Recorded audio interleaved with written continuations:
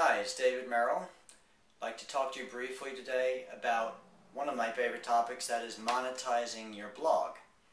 Monetizing your blog requires that you develop some sort of an opt-in offer or an affiliate offer, but in any case, something where people are going to enter your sales funnel and look for more information about what it is that you have to sell or have to teach. Now, one of the big problems that I've often found with people doing internet marketing in this way through their blog is that once they get people into their sales funnel, and we all know how hard we work to develop that. We post our blogs, we create good content, we bring people over to our opt-in box where we capture their name and their email address. Once we have them there, you know that they're interested in what you're doing, but so oftentimes people let it linger. They just leave those names on the list and they assume that their auto-response system, the list of emails that they have given into their GetResponse, their Aweber account, their iContact, whatever it is, that auto-response system is going to take care of everything. And that's not the case. First of all, you need to work on that list, and I've talked about that in previous posts, how you work on that list periodically in addition to the auto-response system you set up. But today I'd like to talk to you about a particular technique of working with your list that I've learned from Mark Hoverson. Mark Hoverson is an incredible internet marketer. His specialty seems to be in really making that list come to life. Many people have said that JB and some other people are experts at developing your list, bringing a large number of prospects into your funnel. Well, Mark Hoverson he's kind of the expert on converting that list into paying customers.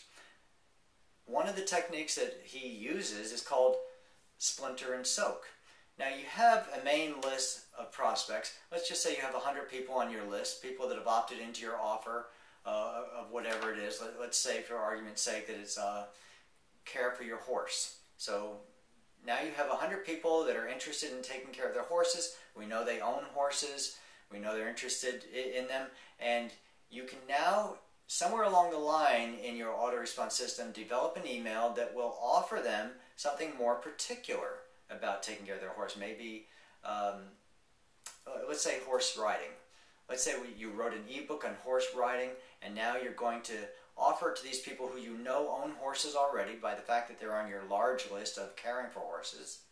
And you're going to offer them your ebook on your email, but before they get that email, before they get that ebook information, they're going to have to opt in a second time on your email. You're going to provide another contact form for them to enter their name and email address once again. And so now twice they've entered their name onto your list, so they're on your large list, but now they're also on a particular list. That's called a splinter list. That splinter list is about horse riding rather than horse care in general. So now you have a large list of 100 people. Say you developed a small list of 10 people that are interested in horse riding.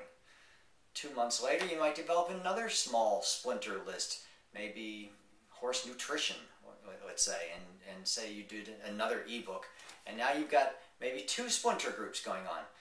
So you see, you're getting more specific people interested in very particular, refined ideas that you have within your larger niche. So they're a sub-niche, so to speak, and you have sub-lists, a list within your list.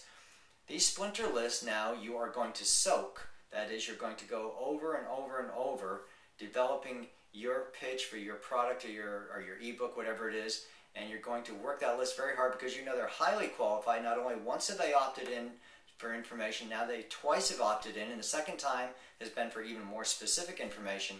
They're probably going to be some of your best customers. So don't neglect them. Don't just leave them broadly to float out there in space in your GetResponse or Aweber account, getting stock autoresponders that you may have written a year ago or 6 months ago, and that everybody's getting the same thing. Get creative. Work on these lists. Try to develop lists within your list. Soak those lists. This is the splinter and soak technique. I've learned it from Mark Hoverson, and I think it's incredible, and I wanted to teach it to you because it's something that's really going to help you along the line in monetizing your blog. So thanks so much for being here, and we will talk to you soon.